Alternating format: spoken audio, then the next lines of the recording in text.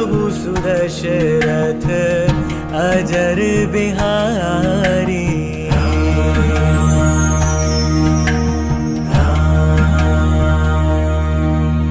राम सिया राम जय जय राम। किंतु जो मन वचन और कर्म से चरणों को प्रेम रखता हो, हे प्रभु क्या वहां भी त्यागने के योग्य है? देखिए राम जी से प्रश्न किया है, जो आप पर मन से वचन से और कर्म से प्रेम करता है, क्या उसको भी आप त्याग कर चले जाएंगे? मैंने तो आपको जन्म से लेकर तो आज तक मन से वचन से और कर्म से आपकी सेवा की है, आप पर ही प्रीति की है, फिर क्या आप मुझे त्याग कर चले जाएंगे? हे दया के सागर,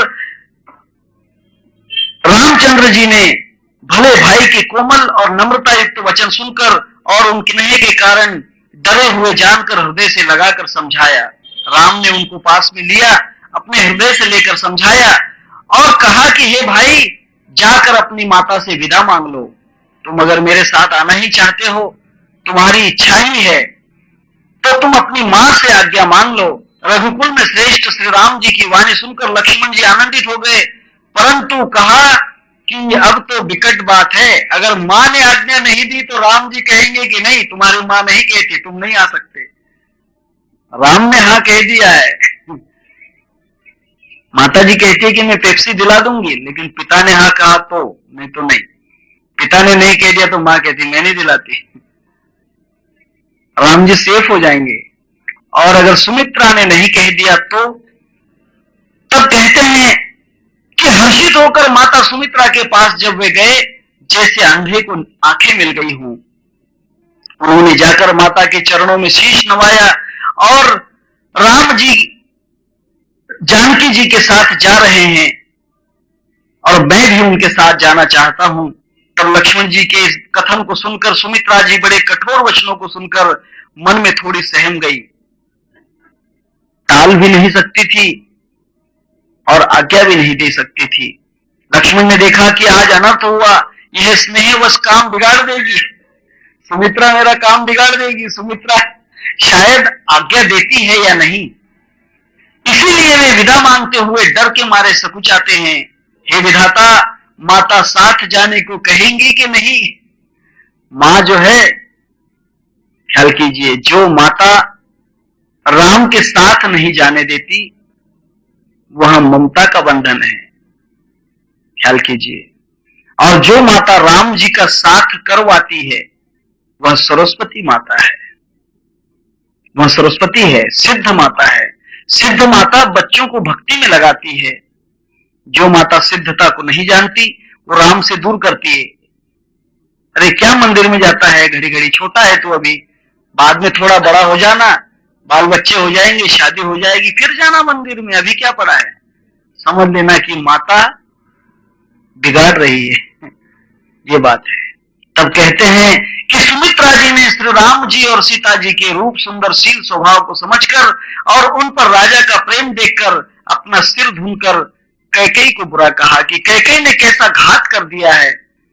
मैं अपने पुत्र का वियोग नहीं करती, परंतु राम और सीता को भी यहां से निकाल दिया है।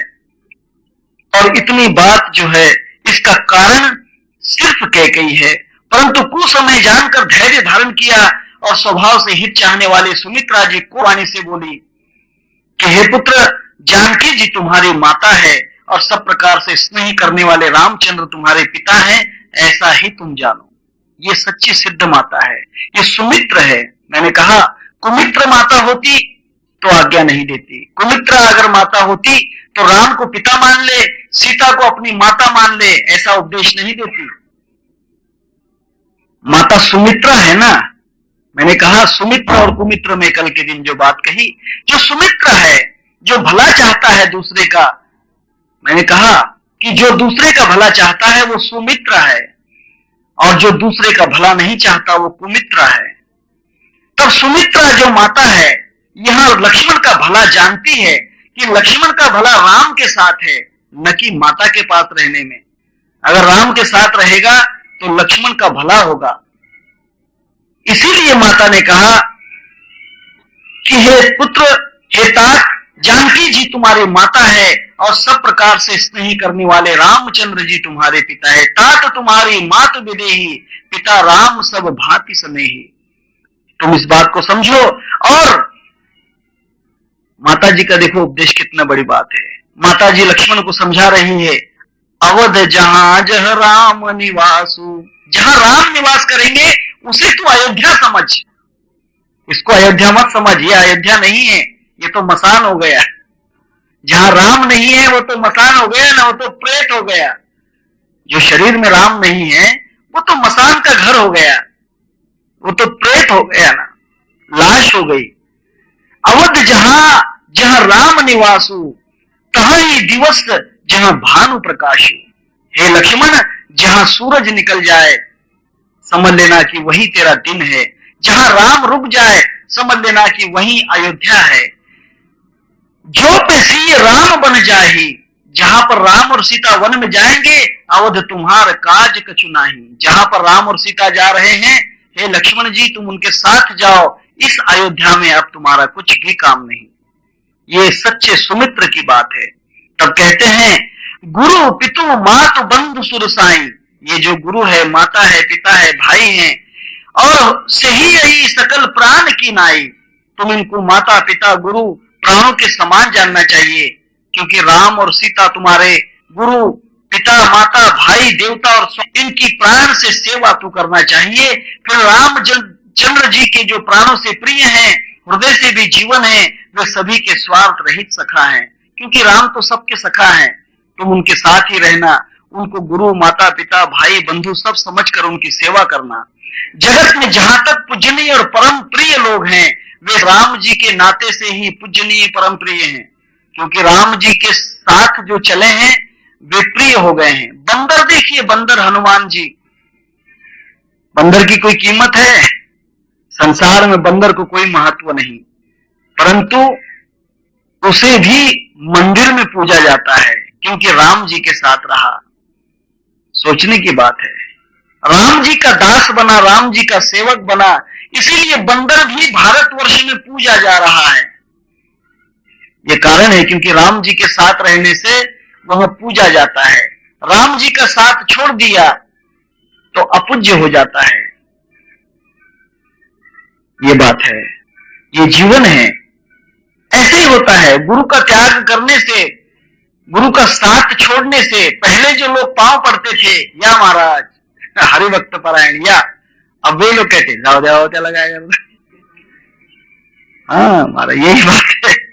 हाँ, जो लोग पहले सर झुकाते थे पैरों में, अब वो उनकी तरफ देखते भी नहीं, क्योंकि गुरु का साथ छूट गया।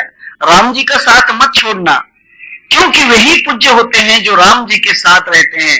पूजनीय प्रिय परम जहां थे, सब माने ही राम के नाते। राम के कारण तुमको पूजनीय जगत में लोग मानेंगे, वरना लक्ष्मण की क्या कीमत है। हृदय में ऐसा जानकर, हे लक्ष्मण, हे तात, उनके साथ वन जाओ और जगत में जीने का लाभ उठाओ। जगत में जीना है तो राम जी के साथ जियो, राम जी को साथ में लेकर जिंदा रहो। राम जी को त्याग कर जिंदा रहोगे, कोई मतलब नहीं। अर्थात परमात्मा भाव से जिंदा रहो। तब कहते हैं कि मैं तुम पर बहुत बलिहारी हूं। माता कहती है कि हे पुत्र, तुम सौभाग्य के पात्र हुए, तुम्हें सौभाग्य प्राप्त हुआ है कि तुम संसार में वही युवती स्त्री पुत्रवती है जिसका पुत्र रघुनाथ जी का भक्त हो। मां तो वही है जिसका बेटा राम का भक्त बना है, वरना उसका संसार में पुत्र पैदा कर कर भी कोई उपयोग नहीं। तुलसीदास जी कहते हैं, पुत्रवती जुवती जग सोई, रघुपति भगतु जासु सुत होई। जिसका पुत्र राम की भक्ति में लीन हो, नहीं तो तुलसीदास कहते हैं, न तो बांझ भली बादी बियानी, वरना वो तो बांझ ही अच्छी थी ऐसा पुत्र पैदा करने से, जो गलियों में धूम मचाए, सिगरेट बीड़ी शराब आदि के बुरे काम करे, लोगों की बुराइयां करे, लोगों के साथ बुरे काम करे, किसी कन्याओं को छेड़ता रहे। वह तो माता वैसे पुत्र को जन्म न देती तो अच्छा था। संत तुलसीदास जी कहते हैं कि न करो बाज भली बाज बियानी, राम विमुख सुत ते हित जाने। क्योंकि राम के विमुख जो हैं ऐसे पुत्र को जन्म देने वाली माता बांझ ही कहलाती है। बांझ ही है, समझो, कोई मतलब नहीं, वो पुत्र पैदा करके कोई भी मतलब नहीं। तब कहते हैं तुम्हारे ही भाग से श्री राम जी वन को जा रहे हैं, हे तात दूसरा कोई कारण नहीं। ये संपूर्ण पुण्यों का सबसे बड़ा फल यही कि सीताराम जी के चरणों में तुम्हारा प्रेम है, राम जी के चरणों में तुम्हारा प्रेम है। तब कहते हैं कि राग रोष ईर्ष्या मद और मोह इनके वश स्वप्न में भी मत होना। बेटे को माताजी उपदेश कर रही है कि बेटा इन चीजों के वश में मत जाना।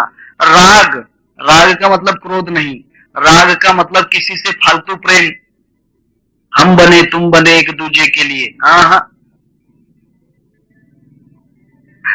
इसको राग कहते हैं। और अनुराग कहते हैं भक्ति में प्रेम को, जो भक्तों में प्रेम होता है उसे अनुराग कहते हैं। और विराग कहते हैं संसार से अलग हो जाने को।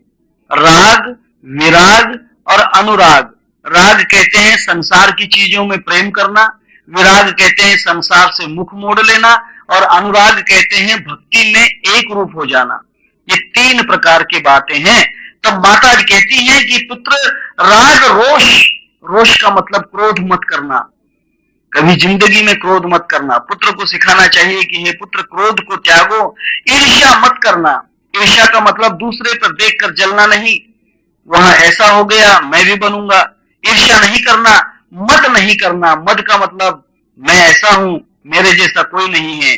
और मोह मत करना, लालच से दूर रहना, क्योंकि लालच जैसी बीमारी संसार में कुछ भी नहीं। छोटा सा दृष्टांत कहता हूं, एक बंदर था पेड़ के ऊपर, सामने हनुमान जी का मंदिर था, मंदिर में रोज लोग प्रसाद लाते थे, ये बंदर प्रसाद रोज खाकर थोड़ा तृप्त रहता था। परंतु एक दिन राजा की सवारी वहां से आई, उसकी फौज थी, उसकी फौज के साथ में हाथी घोड़े बहुत थे। तब बंदर ने देखा उस पेड़ पर से कि घोड़े जो हैं उनको चने दिए गए।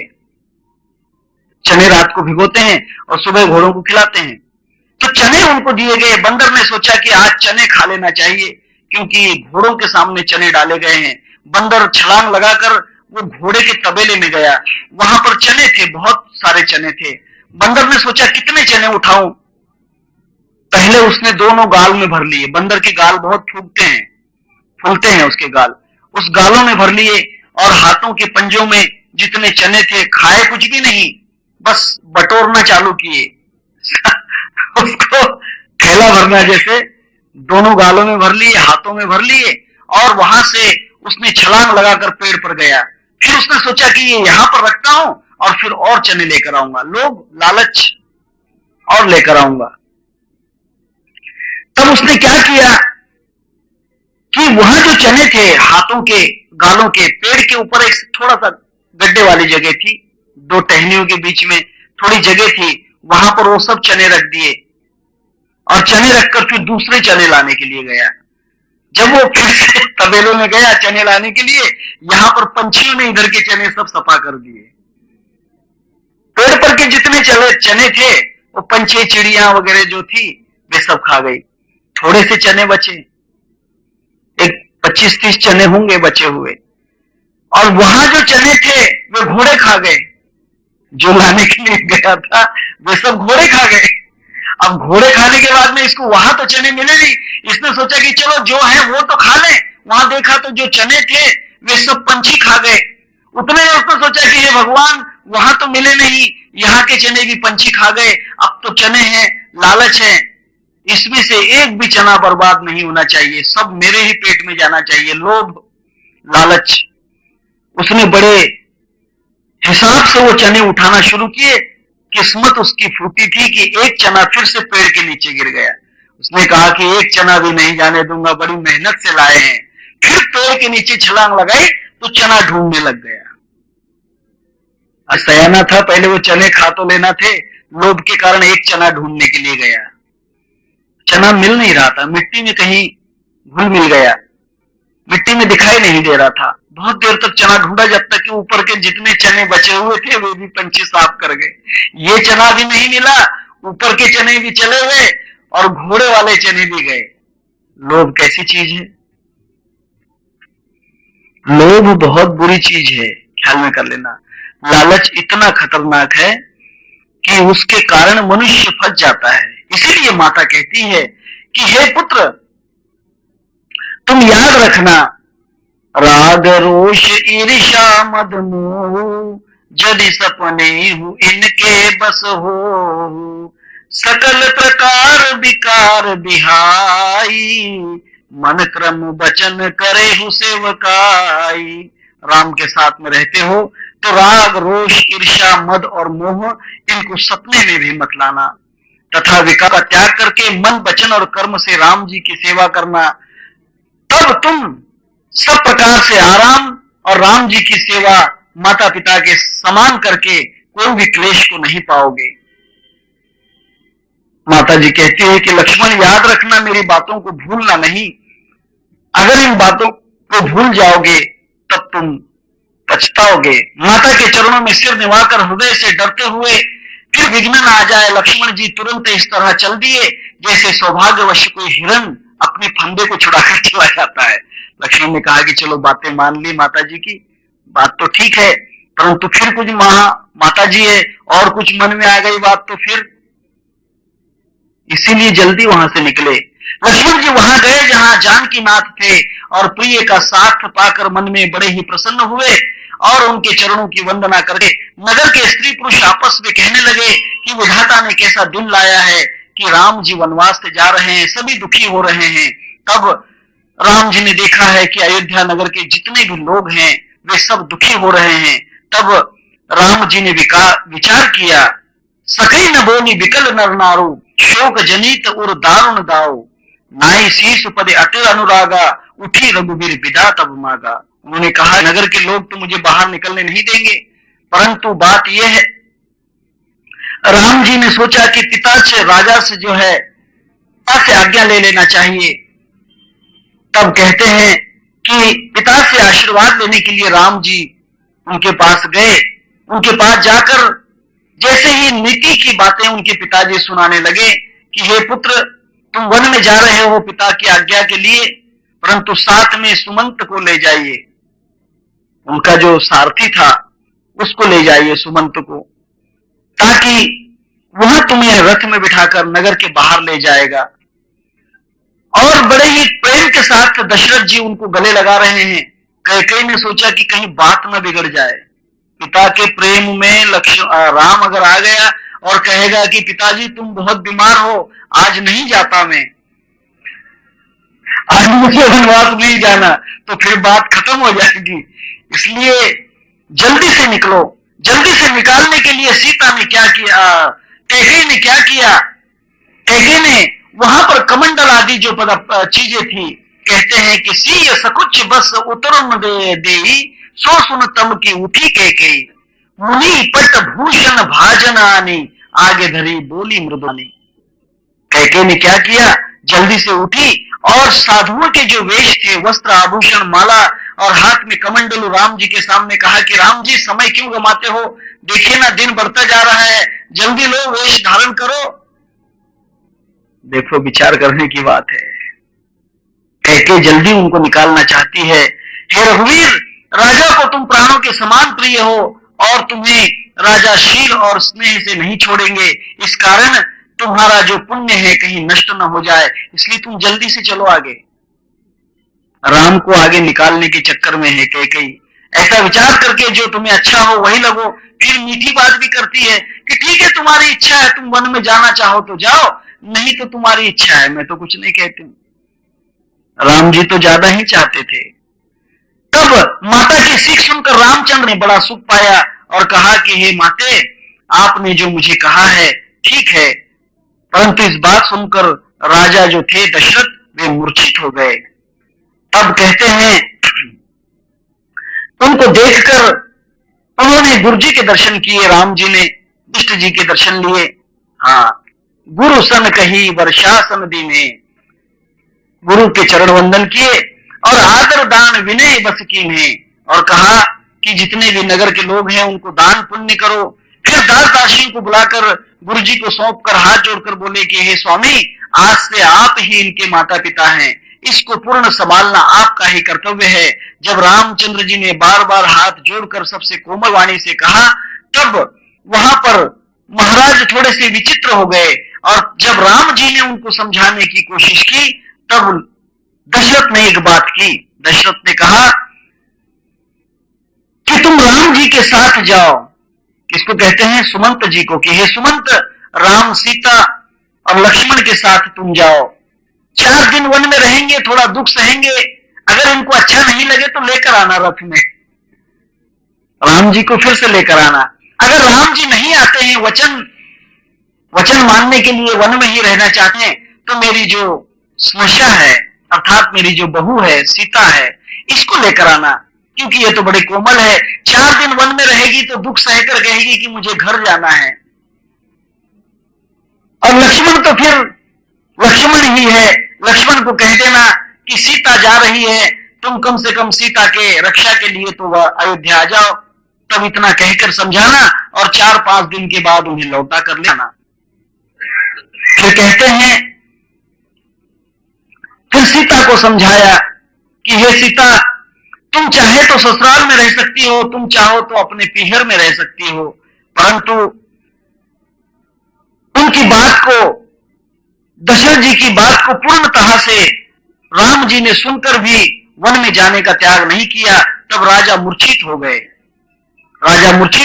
और जब उन्होंने, सुमंत जी ने उनको सिर नवाकर अपना रथ जुड़वाया, और वहां से जब नगर के बाहर राम, लक्ष्मण और सीता वनवास की तरफ चले हैं, तब कहते हैं कि जब राम, लक्ष्मण और सीता वनवास की तरफ चले तो उनके साथ जो लोग थे, के जितने भी रहवासी थे, वे कहने लगे कि हमको जहां राम नहीं वहां रहने का कुछ काम नहीं।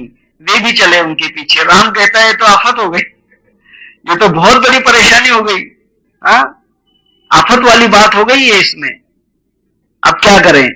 उसने कहा सुमंत जी को कि सुमंत जी कोई बात नहीं, थोड़ी दूर आएंगे, आने दो उनको। फिर एक जगह तमस नाम की जो नदी है, उस तमस नदी के किनारे राम जी ने वहां पर विश्राम किया, और फिर जैसे ही सुबह हुई, सुबह होने के पहले सुमंत जी को राम ने कहा कि हे सुमंत, अब तुम मेरी बात को सुनो, मुझे वन में जाना है, और मेरे कारण अयोध्या नगर के वासी दुखी हो, ये मैं नहीं चाहता हूं। तब तुम ऐसे रथ के चिन्ह बनाओ कि नगरवासी सोचे कि रथ पूरब की तरफ गया है, कोई कहे नहीं पश्चिम की तरफ गया है, कोई कहे उत्तर की तरफ, कोई दक्षिण की तरफ, सब तरफ चिन्ह बना दिए, और रथ लेकर तो वहां निकल गए आगे। तब वे गंगा नदी के किनारे पहुंचे। गंगा नदी में राम, लक्ष्मण और माता सीता ने स्नान किया। तब उनको देखकर एक निषाद वहां पर प्रकट हुए। निषाद वहां पर, जंगल के राजा, उसको निषाद कहते हैं, जंगली आदिवासी लोग जो होते हैं। उन्होंने देखा, उन्होंने कहा कि भाई आप कौन हो? तब उन्होंने कहा कि हम दशरथ के पुत्र हैं। तब उन्होंने दशरथ का नाम सुनकर उनके चरण छुए। उन्होंने कहा कि आप तो हमारे राजा की संतान हो, परंतु वन में क्यों कर आए हो? तब उन्होंने कहा कि हम लोग वनवास रहने के लिए आए हैं। निषाद ने कहा कि देखिए, ये राजा दशरथ की कृपा है कि हम लोग यहाँ पर जी रहे हैं, इसीलिए आपको हम यहाँ पर ही रहने के लिए कहे, आपकी हम लोग सेवा करेंगे। परंतु राम ने कहा कि नहीं, माता की आज्ञा है कि हम लोग किसी नगर में नहीं रह सकते, हमको वनवास दिया है, नगरवास नहीं दिया। नगरवास नहीं दिया है, हमको वनवास दिया है, इसीलिए वन में रहेंगे। परंतु निषाद की बहुत विनती करने के कारण प्रकार यह हुआ कि राम जी को वहां रुकना पड़ा। परंतु घर से बाहर एक पेड़ के नीचे, अशोक वृक्ष के नीचे, घास और पत्तों का एक आसन बनाकर वहां पर सीता को विश्राम करने लगाया है। राम जी अपनी त्रिकाल संध्या के लिए गए हैं, और लक्ष्मण जी उनकी रक्षा के लिए वहां पर खड़े हैं। निषाद हाथ जोड़कर खड़ा है कि आपको कोई कष्ट हो तो मैं आपकी मदद करूं। तब कहते हैं, जब निषाद उनका पीछा ही नहीं छोड़ रहा है, तब वहां से सीता सहित राम और लक्ष्मण, इन्होंने विचार किया और इनको कहा कि हे सुमंत जी, आप कृपा करें हमें यहां से निकालने की कोशिश कीजिए। तब निषाद को बहुत समझाया और कहा कि देखिए, वनवास कोई ज्यादा दिन का नहीं है, 14 वर्ष का वनवास है, हम जाते समय तुम्हें यहीं पर मिलेंगे। निषाद को समझाया और निषाद ने उनको राजा जानकर, राजा का पुत्र राजा ही है, यहां जानकर उनकी आज्ञा मान ली। और तब वहां पर निषाद जो है राम, लक्ष्मण और सीता को आगे की तरफ, वन की तरफ ले गए हैं। जब वहां से आगे की तरफ गए तब राम और लक्ष्मण उस वन के प्रवास करते हुए जिस पर्वत पर पहुंचे हैं, नदी गंगा जो है उसे पार करने के लिए निकले हैं, तो वहां पर एक जो नाव चलाने वाला है वह मिलता है। नाव चलाने वाले से जो संबंध है उसका प्रवचन हम कल के दिन लेंगे। अब इस बात को अध्यात्म में समझना है। यहां तक की जो बात है इसको अध्यात्म में हमें जानना है। अध्यात्म इस तरह का है कि शांति रूपी सीता जो है राम के बिना नहीं प्राप्त होती, राम के बिना रह सकती। ये मैंने आपको पहले कहा, आसाराम जी के दृष्टांत से मैंने आपको कहा कि जहां राम नहीं है वहां शांति नहीं है। इस कारण राम ने शांति को अपने साथ तो ले लिया है, परंतु जहां राम नहीं है, जहां शांति नहीं है, वहां सुलक्षण नहीं रह सकता। अच्छा अर्थात सद्गुण जो है, अच्छे लक्षण नहीं रह सकते। जहां अच्छे लक्षण है वहां समझ लेना कि राम और सीता रहते हैं। जिस पुरुष में अच्छे लक्षण हैं, सद्व्यवहार है, झूठा नहीं बोलता, किसी को फंसाता नहीं है, किसी की निंदा नहीं करता है, किसी की चुगली नहीं करता है, किसी को बुरा नहीं कहता है, किसी का अहित नहीं चाहता, किसी के लिए ईर्ष्या नहीं है, अपने आप के लिए दंभ नहीं है, ऐसा जो भक्त है समझ लेना कि पास राम और सीता है, क्योंकि ये लक्ष्मण के गुण हैं। जिसके पास सेवा भाव है, जो सेवा करना चाहता है लक्ष्मण जैसी दूसरों की, समझ लेना कि उसके पास राम सीता है, क्योंकि जहां लक्ष्मण है वहीं पर राम और सीता है। अब ये बात अपने भक्ति मार्ग में किस तरह से है? भक्ति मार्ग में इस तरह से है कि जो कोई, अब देखिए मैंने आपको कल 2 वचन कहे, को हम, और दूसरा वचन जो है सो हम। जब कैके मांगती है तब वहां वचन होता है को हम। जब राम उस वचन को मान लेता है, राम उस वचन को करने के लिए आगे बढ़ता है, तो वही कोहम का सोहम हो जाता है, वही वचन सोहम हो जाता है।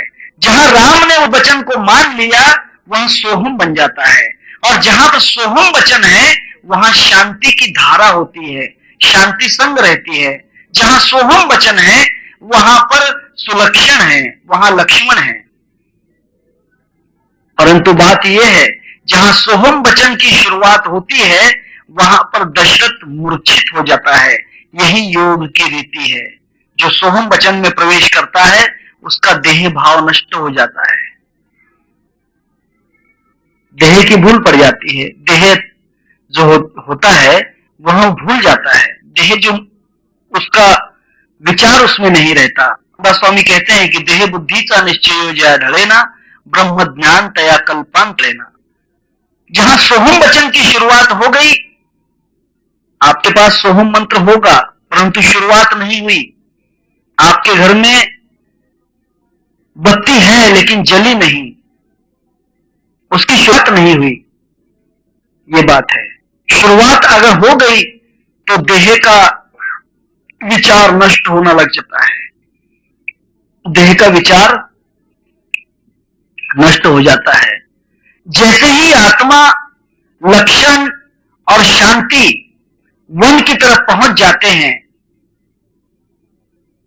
भरत जो है, भरत राम की तरफ दौड़ता है। भरत का मतलब पोषण। जहां राम नहीं है वहां शोषण है। शोषण और पोषण का अर्थ समझते हो? शोषण का मतलब लोगों को लूट लेना। जहां राम नहीं है वहां पर पोषण नहीं होता, इसीलिए तो भरत को पोषण करने के लिए राम ने ही कहा था। लेकिन भरत ने कहा कि हे प्रभु, मैं तुम्हारे बिना तो अयोध्या में नहीं रह सकता हूं। तब उसने कहा, राम ने, कि हे भरत, मेरी जो पादुकाएं हैं समझ लेना कि मैं संसार में कहीं भी रहूं तो मेरी पादुकाएं जहां पर हैं मैं वहीं पर हूं। इसी कारण उनको पादुकाएं दी। तब राम ने विचार किया कि पोषण तो राम के बिना नहीं हो सकता, राम के बिना पोषण नहीं है, इसीलिए जो सिंहासन था राज सिंहासन, वहां पर रामचंद्र जी पादुकाएं स्थापित की। ये बात है। तब पोषण रूपी भरत जो है राम जी से मिलने के लिए जाते हैं। उस पर्वत का नाम भी बड़ा ही अच्छा है। देखिए रामायण में जो पर्वत का नाम दिया है आपको पता होगा कौन सा पर्वत? चित्रकूट पर्वत। चित्रकूट के घाट पर कहते हैं चित्रकूट पर्वत है। अब चित्रकूट का मतलब क्या है? देखिए चित्र का मतलब तस्वीर, ये चित्र है। ऐसी अगर हजारों तस्वीरें इसमें भरी हो तो उसको कूट कहेंगे। मतलब तस्वीरों का संग्रह, तस्वीरों का संच, हाँ, तस्वीरों का मिलाप। जहां खूब खूब तस्वीरें हैं उसे कूट कहते हैं। हम कहते हैं कि उसे कूट कूट कर भर दिया। कूट कूट कर भरना इसका मतलब खूब खूब भर दिया। ये चित्रकूट है, यहां पर तस्वीरें ही तस्वीरें हैं। जहां पर राम से भरण का संबंध आता है वहां पर तस्वीरों से संबंध लिया जाता है। तस्वीरों में भरण पोषण का संबंध आता है। जहां तस्वीरें समाप्त हो जाती हैं वहां भरण पोषण का संबंध ही नहीं। चित्रकूट एक पहाड़ है। ये संसार दुर्गम है। ये संसार में जितने भी, मैं भी भले हूं, या संसार के जितने भी प्राणी हैं, चाहे वो नभचर हो, जलचर हो, वनचर हो या भूचर हो, वे सब इस संसार में चित्र ही हैं। आप कहोगे कि चित्र हैं तो चलते हिलते कैसे हैं? आपको अभी पता होगा सिनेमा के अंदर चलचित्र होते हैं। सिनेमा की जो मूवी होती है ना, मूवी फिल्म जो देखते हो आप, उसके अंदर जो रील होती है, पिक्चर की रील, उसके अंदर चित्र ही होते हैं। अगर आप रील को खोलकर देखोगे तो चित्र होते हैं, सब चित्र, कुछ नहीं। परंतु वही रील जब घूमती है, चक्र में आती है, उसकी क्रिया हो जाती है और उसके ऊपर प्रकाश का प्रतिबिंब जब आ जाता है, प्रकाश मतलब आत्मा, आत्मा का जब प्रतिबिंब उससे प्रवाहित किया जाता है और वो रील घूमती है, तब वे चित्र चलते हुए दिखाई देते हैं। संसार यही है, बाकी और कुछ नहीं। संसार मूवी है, संसार एक चलचित्र है। इसके अंदर पीछे से प्रभावित जो आत्मरूपी प्रकाश आपके अंदर, मेरे अंदर, पूरे संसार में पीछे से जो प्रोजेक्ट मशीन है, प्रोजेक्टर जिसे कहते हैं, फिल्म जिसे दिखाई जाती है उसे प्रोजेक्टर मशीन कहते हैं। कल राजकमल टाकीज में जाकर देख लेना, उसे प्रोजेक्टर कहते हैं। और सामने जो चित्र जहां पर दिखते हैं उसे स्क्रीन कहते हैं। हाँ, वो स्क्रीन होता है, पर्दा होता है और बीच में कुछ नहीं, साक्षी बैठे हुए रहते हैं। वे जिस चीज को सच्चा मान लेते हैं साक्षी हैं। जो चीज को, इस चित्रों को भी सच्चा मान लेता है वह साक्षी है। इसीलिए तो रामदास कहते हैं कि आत्मा सर्व साक्षी हे बोलिले पूर्व पक्षी सिद्धांत लक्षी तोची साधु। जो चित्रों को भी सच्चा समझ लेता है वो साक्षी आत्मा है। जो चित्रों को मिथ्या समझ लेता है, ये संसार मिथ्या है। विवेकानंद को यही बात समझाई थी रामकृष्ण परमहंस ने कि ब्रह्म सत्य है, जगत मिथ्या है। परंतु जल्दी समझ में नहीं आता क्योंकि हमें साक्षी बनकर फिल्म देखने की आदत है ना। हमको यह समझ में नहीं आया कि अमिताभ बच्चन जो फिल्म में लड़ाई कर रहा है ये पर्दे पर सब झूठ है। सच्चा अमिताभ बच्चन बॉम्बे में है, असली अमिताभ बच्चन बॉम्बे में है।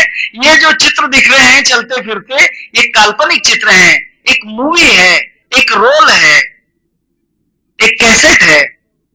परंतु नहीं, साक्षी को तो उस जगह बैठे बैठे कभी झूठ लगता ही नहीं है। फिल्म में बहुत से लोग रोते हुए भी दिखाई देते हैं। जय संतोषी माँ देख लिए तो सब माताएं रोती हैं। हाँ? सास भी कभी बहू थी तो हमारे घर के तो सभी रोते हैं। बोलिए जय सिया राम। सास भी कभी बहू देख लिया तो सभी रोने लग जाते हैं। बेचारी कितना परेशान उठा रही है तुलसी जी, तुलसी को कितना कष्ट हो रहा है। एक परेशानी से निकलती है तो दूसरी परेशानी। पूरी पूरी पूरी सीरियल में आंसू ही आंसू हैं, आंसू ही आंसू हैं। अच्छा है कि टीवी गीली नहीं हो रही, और न टीवी में शॉर्ट सर्किट हो जाता है। घर में कभी कभी शॉर्ट सर्किट होता है, अगर कभी वो स्टार प्लस का चैनल बदल कर दूसरा चैनल लगाओ तो शॉर्ट सर्किट हो जाता है। समझो कि एक बर्तन फेंक कर ही मारा जाएगा, शॉर्ट सर्किट हो जाता है। वे आंसू ऐसे हैं कि वे शॉर्ट सर्किट कर देते हैं। चैनल नहीं बदल सकते आप, तुम्हारी मजाल नहीं है। भले ही घर में पंत प्रधान घुस जाए, लेकिन सास भी कभी बहू थी में चैनल बदलने की तुम्हारी ताकत नहीं, मजाल नहीं किसी की। इसका मतलब शॉर्ट सर्किट हो सकता है, पूरे घर में शॉर्ट सर्किट हो जाता है। ये बात है, ये जीवन है, ये साक्षी रूपी जीवन है, साक्षी है ये बात। तब संसार में साक्षी स्वरूप में रहने की इस दुनिया को आदत हो गई है। जो चलचित्र है, चित्रकूट है, जो चित्र हमें दिखाई दे रहे हैं हम उनको सच्चा मान ले रहे हैं।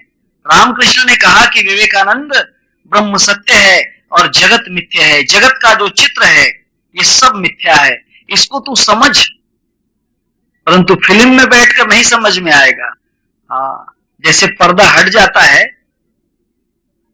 आई बात समझ में, पर्दा हट जाता है, काले रंग का पर्दा, मतलब काला रंग मतलब काले ही पर्दे होते हैं पिक्चर के टाकीज में। ब्लैक पर्दा जो होता है, अज्ञान का पर्दा हट जाता है। जैसे ही वो बाहर निकलता है बोलता है कि अरे बाप रे बहुत अच्छा लग रहा है जी। बाहर उसका सब विचित्र स्वभाव बदल जाता है, वो होश में आ जाता है। अज्ञान का पर्दा उठ जाए तो ये चलचित्र उसे मिथ्या मालूम होते हैं। फिर वो बाहर नहीं रोएगा, अंदर बैठे बैठे रोता है फिल्म में, लेकिन बाहर नहीं रोता। तब साक्षी रूपी जो जीवात्मा है यहां इन चलचित्रों के कारण रोता है, और इसी चलचित्र पर राम की और भरत की भेंट है, मिलाप है, पोषण का मिलाप है।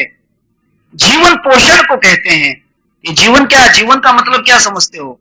जीवन का अर्थ यह है कि इसको संभाला जाए, इसका पोषण किया जाए। अगर 2 दिन पानी नहीं पीऊंगा तो ये शरीर मर जाएगा। जीवन को पोषण किया जाए, समय पे पानी पियो, समय पे भोजन करो, ये मत खाओ, वो मत खाओ, ये मत पियो, वो मत पियो, क्योंकि पोषण करना है। भरत पहुंच गया है चित्रकूट पे, भरत पहुंचता है, ये भरत जो है इस चित्रकूट पे पहुंचता है। तब जीवन जो है एक चित्र के समान हो जाता है। हम भी वहां पर चित्र ही बन जाते हैं, परंतु साक्षी के परे जब हम विचार करते हैं, साक्षी के आगे जब हम सोचते हैं, सिद्धांत लक्षी तोची साधु, जो साक्षी के और आगे देखता है वह साधु है, उसने साध लिया। इसमें जाना कैसे है? कठिनाई कुछ भी नहीं है, कोई कठिनाई नहीं। आई बात समझ में? उन चित्रों को देखकर पीछे विचार करना चाहिए कि ये जो चित्र आ रहे हैं पीछे से फ्लैश आ रहा है, और कोई फ्लैश है, और कोई लाइट है, और कोई खिड़की है जिस खिड़की में से यह प्रकाश आ रहा है ना? एक प्रकार का लाइट का बीम निकलता है बाहर। फिल्म देखते हो ना, टॉकीज में जाते हो? नहीं जाते? अभी जाना चाहिए आपको। बीम निकलता है लाइट का, तो वहां एक खिड़की होती है, एक विंडो होती है छोटी। वैसे तो विंडो बहुत है वहां पर, किसी किसी में 5 विंडो होती है, किसी में 9 विंडो होती है, 10 विंडो होती है, अलग अलग प्रकार के प्रोजेक्टर होते हैं। तो वहां से एक खिड़की में से लाइट का बीम बाहर निकलता है, और वो बीम के कारण, वो बीम जब पर्दे पर पड़ता है तब चित्र चलते हुए दिखाई देते हैं। यही कारण है, जो साक्षी में बैठा हुआ, उस फिल्म की कुर्सी पर बैठा हुआ व्यक्ति ये जान ले कि ये जो चित्र है सब मिथ्या है, पीछे से बीम आ रहा है, उस बीम के कारण ये चित्र चलते हुए दिखाई दे रहे हैं। उस बीम का विचार अगर कर ले कि झूठे चित्र भी नाचते हुए, गाते हुए, हंसते हुए, रोते हुए दिखाई देते हैं, इसका कारण पीछे कोई एक बीम है, पीछे बहुत बड़ा प्रकाश है, और उस प्रकाश को अगर वो जान ले तो फिर वह साक्षी नहीं रहता, वह प्रत्यक्ष हो जाता है। सिद्धांत लक्षी तोची साधु, वह प्रत्यक्ष ब्रह्म बन जाता है। और इसके लिए आपको क्या करना है, एक खिड़की में पहुंचना है। ख्याल कीजिए, खिड़की में। हाँ, दुनियादास बड़ा अच्छा कहते हैं, सब चक्र फिर रहे हैं, कितनी आवाज आती, 9 दरवाजे बंद करके 10वीं खिड़की खुलाया, गुरुदेव ने हमारे प्याला अमर पिलाया। वो खिड़की खोल दी मेरे गुरु ने, कि जिससे वो प्रकाश का बीम आ रहा था,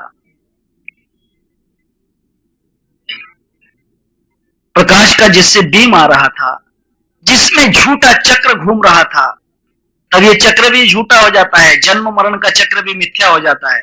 जिस चक्र के कारण ये चित्र पैदा हो रहे हैं, मर रहे हैं, ऐसा जो लगता है ना, ये जो क्रिया हो रही है, फिर वो प्रोजेक्ट मशीन का जो चक्र है, वहां भी आपको नहीं लगेगा कि ये सच्चा है। तब ये जन्म मरण भी मिथ्या है, बंधन भी, मुक्ति भी मिथ्या हो जाती है, जब आप उस बीम को समझ लोगे। बीम को समझना जरूरी है। बीम का मतलब उस प्रकाश को समझना बहुत जरूरी है। और वह प्रकाश जो है उस खिड़की से आता है। साक्षी होकर उस प्रकाश का विचार करना है। उस बीम की तरफ आप देख नहीं पाओगे। ये चलचित्र देखते हुए बीम का अंदर से विचार करना चाहिए कि ये चलचित्र चल रहे हैं, झूठे हैं। जिनके कारण ये चलचित्र दिख रहे हैं वो चक्र भी झूठा है, उसके अंदर का रील भी झूठा है। और जिनके कारण ये चित्र चलते हुए दिख रहे हैं, रील घूम रही है, उसका कारण ये प्रकाश बिंब है। बस इतना समझ में आ गया तो समझ लेना कि वो ब्रह्म ज्ञानी है, वही ब्रह्मनिष्ठ है। ब्रह्मनिष्ठ है जो संसार को चलचित्र समझे, चित्रकूट समझे, और उसके पीछे से जो बीम आ रहा है उस बीम का लक्ष्य लगा दे, उस बीम के लक्ष्य में चला जाए। समझ लेना कि वह ब्रह्मनिष्ठ है। ख्याल कीजिए। फिर ब्रह्मक्षोत्री क्या है? ब्रह्मनिष्ठ तो बीम को देखने वाला है, बीम को समझने वाला है। ब्रह्मनिष्ठ है जो चलचित्र देखकर भी इनको मिथ्या समझ ले, और इसके पीछे जो चलाने वाला चक्र है, जिस चक्र में ये रील है, यह भी मिथ्या है। इसको जानकर वहां सिर्फ विचार करेगा तो उस प्रकाश बिंब का वह ब्रह्मनिष्ठ है, अर्थात ब्रह्म स्वरूप से उसका संबंध आ गया। ब्रह्मनिष्ठ है, वह एकनिष्ठ ब्रह्म से हो गया। फिर ब्रह्मक्षत्रिय क्या है? ब्रह्मक्षत्रिय क्या है?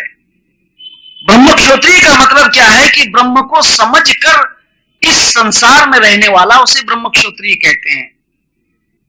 क्षेत्र का मतलब होता है स्थान, और क्षत्रिय का मतलब होता है उस स्थान में रहने वाला क्षेत्रीय। ब्रह्म क्षेत्रीय का मतलब जो ब्रह्म बनकर उसी जगह में रहता है उसे ब्रह्म क्षत्रिय कहते हैं। ब्रह्म क्षत्रिय होता है वो, क्षेत्र उस स्थान को कहते हैं, और ब्रह्म क्षत्रिय उसमें रहता है। वहां उसी फिल्म के टाकीज में बैठा रहता है, उसी फिल्म में बैठा है, परंतु ये बात जान जाता है कि मैंने जो भी देखा है वह सब झूठ है। जो देख रहा हूं वह झूठ है, जो दिखा रहा है वह भी झूठ है। वो चक्र जो है तो वो झूठ है, और मेरा देखना भी झूठ है, क्योंकि मुझे लग रहा था कि ये चित्र है, ये जिंदा है, यह भी झूठ है। जब अपने आप की ये समझ आ जाती है तब वो ब्रह्म क्षत्रिय हो जाता है। जब वो अपने सहित इस संसार को मिथ्या समझ लेता है, ब्रह्म क्षत्रिय उसे कहते हैं जो अपने सहित इस संसार को मिथ्या समझ ले।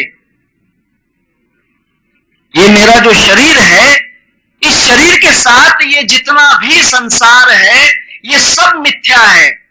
मेरी दृष्टि जो मैं देख रहा हूं फिल्म के पर्दे पर, ये मिथ्या है। जो दिख रहा है वह भी मिथ्या है, जो दिखा रहा है प्रोजेक्ट मशीन वह भी मिथ्या है। इसमें सिर्फ सत्य है वो प्रोजेक्ट का फ्लैश, वह जो लाइट, वह बीम सत्य है। यह जो जानता है वो ब्रह्म क्षत्रिय है। देखिए इसके लिए बड़ा अच्छा लिखा है, हद बेहद दोनों नहीं,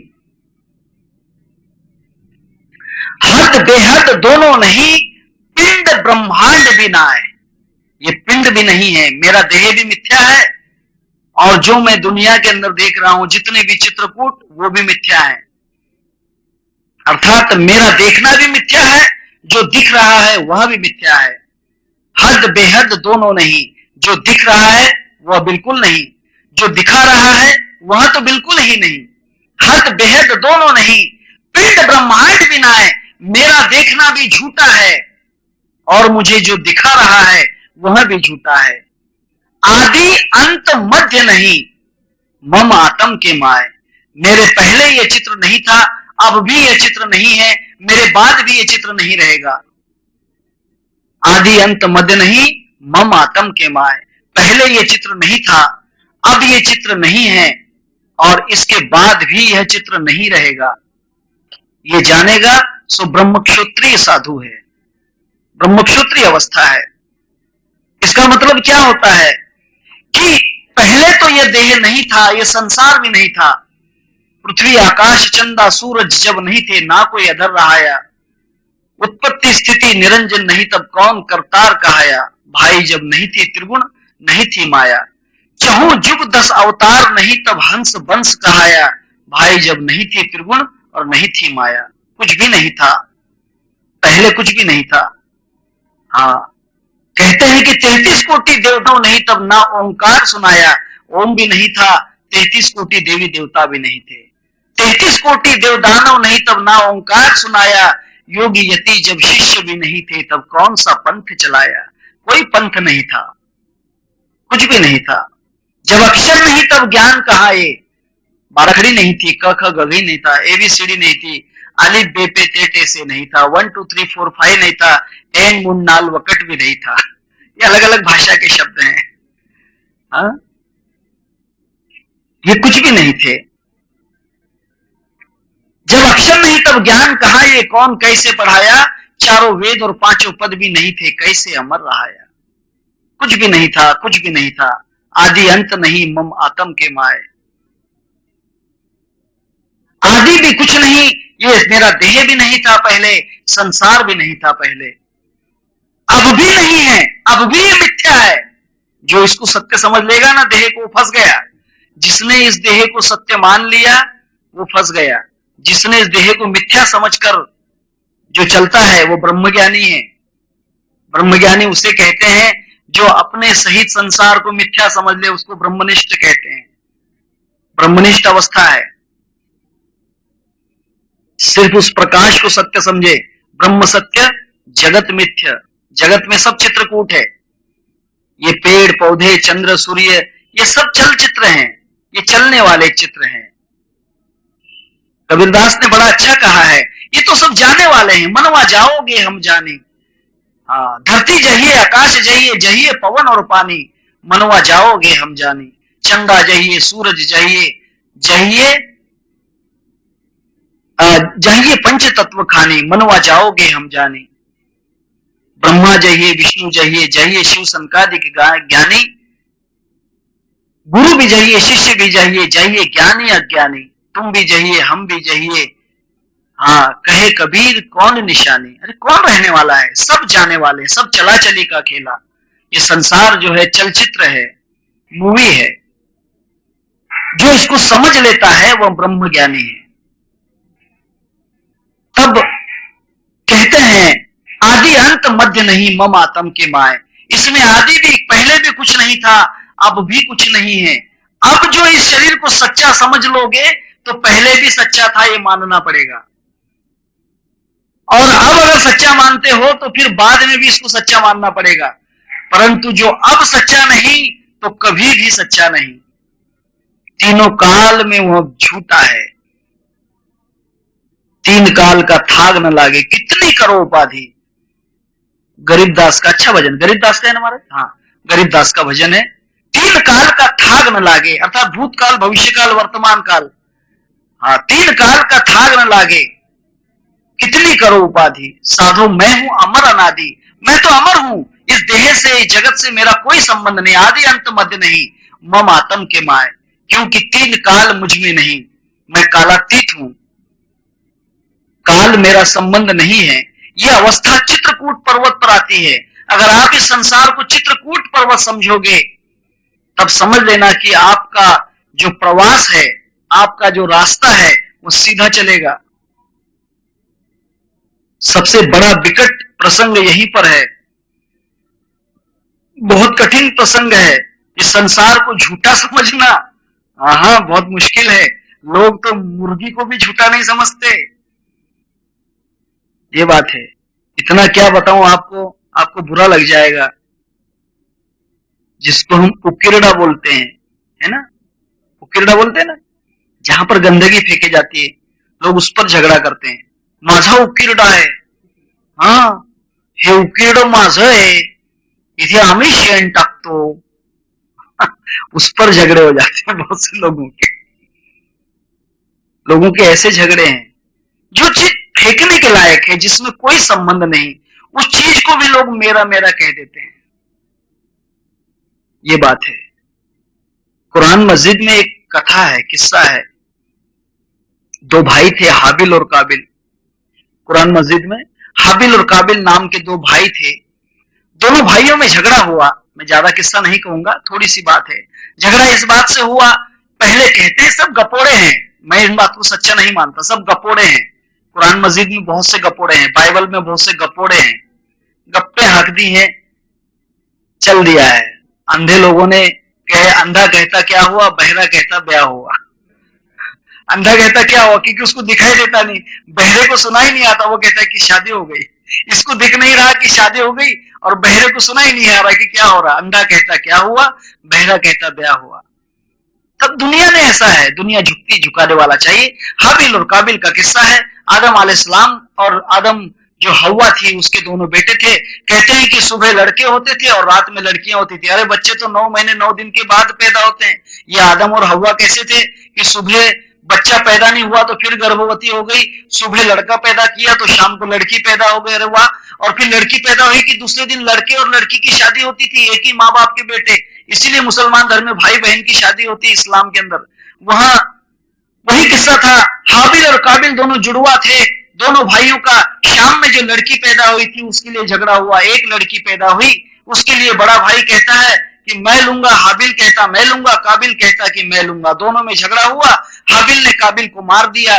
फिर मारने के बाद में इसका क्या करते हैं ये उसके दिमाग में नहीं आया। तब कहते हैं कि उस समय कौवा था, उस कौवे ने कोई एक चीज को मट्टी में खोद कर गाड़ दिया। इसने सोच लिया कि अरे कोई चीज अगर काम की नहीं हो, उसका इस्तेमाल नहीं होता है, तो उसको मिट्टी में गाड़ते हैं। उसने उसके भाई को जो काबिल था उसको उठाया और मिट्टी में गाड़ दिया। तब से इस्लाम में गाड़ने की प्रथा है। बोलिए जय सिया राम।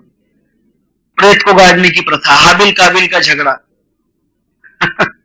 ये बात मैंने किस्सा पूरा नहीं बतलाया, बहुत है इसमें, इतने किस्से हैं जिस किस्सों का विचार ही नहीं, जिसके बारे में आप सोचेंगे तो आप सर पटकने लग जाएंगे। आप कहोगे कि कितनी कमाल वाली बात है।